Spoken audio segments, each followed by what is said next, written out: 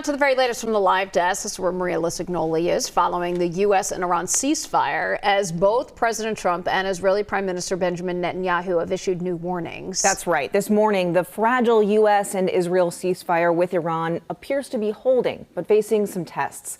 On social media, President Trump warned the U.S. military will remain in and around Iran.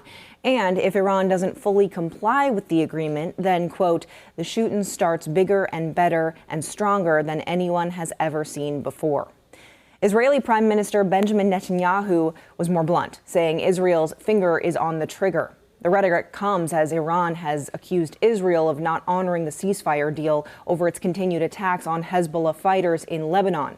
Pakistani negotiators who helped broker the deal say it covers Lebanon. Israel and the White House disagreed.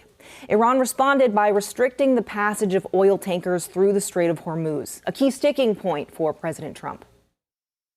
I think this comes from a legitimate misunderstanding. I think the Iranians thought that the ceasefire included Lebanon, and it just didn't. We never made that promise. We never indicated that. Now, Vice President J.D. Vance is set to represent the U.S. in talks with Iran this weekend in Pakistan to work out a long-term peace agreement. Congressional Democrats say they'll again force votes to rein in the president's war powers. Previous attempts were unsuccessful.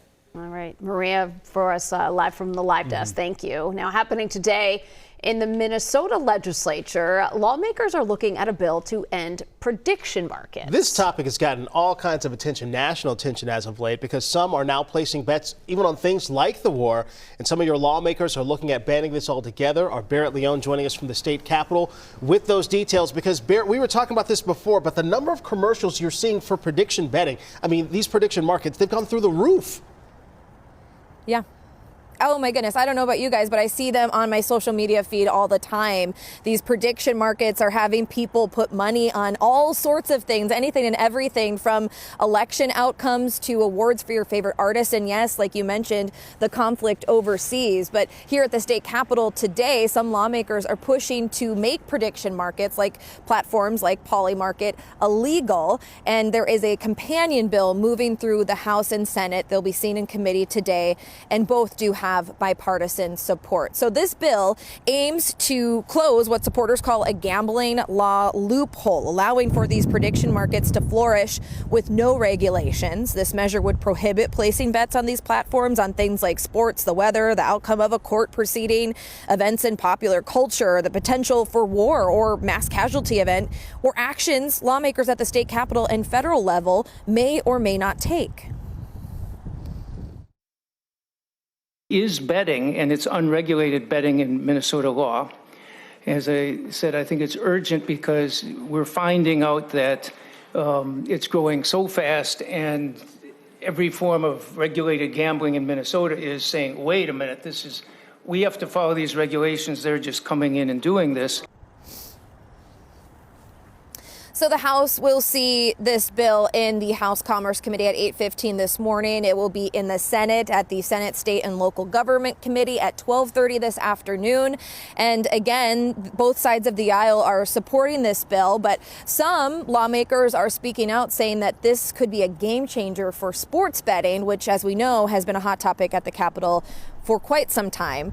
So more on that in the next half hour. Game changer for sports betting. I see the pun you did there. I see what you did there, Barrett Leone. We'll check in with you a little bit later at the state capitol. We appreciate that update. You didn't pretend to be a teenager at the high school? I had a different birth certificate. So a man that authorities say impersonated a high school teenager is now facing felony forgery charges. This is a story that we've been following for months. You'll remember we told you about this man here, Kelvin Lubke. He attended White Bear Lake Area High School and allegedly claimed that he was 18 years old. Well, now, according to charging documents, Lubke's U.S. birth certificate, passport, and driver's license list him as 22. So Lubke told investigators, quote, family members in Africa told him he is actually 18 years old and that his age at the time of adoption was uncertain. He says his biological father helped him obtain a Liberian birth certificate. Now, investigators say that's what he used to enroll at White Bear Lake schools. So Lubke was convicted of sending explicit images of himself to a 15-year-old girl. This was back in 2023. We caught up with him last year as he walked out of jail for violating his probation from that case.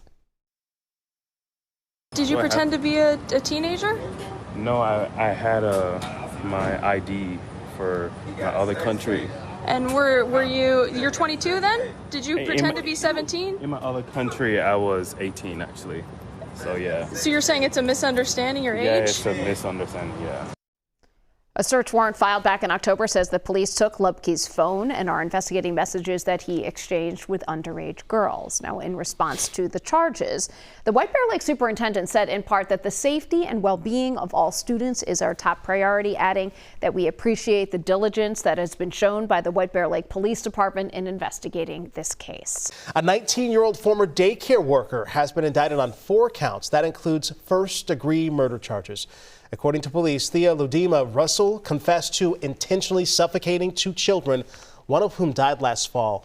Police were first called to Rocking Horse Ranch Child Care in Savage when Russell allegedly called 911 to report a child not breathing. Authorities responded and the boy went to the hospital where he later died. Russell was indicted on 1 charge of premeditated murder in the first degree, 1 charge of first-degree murder while committing child abuse, and 2 charges of assault.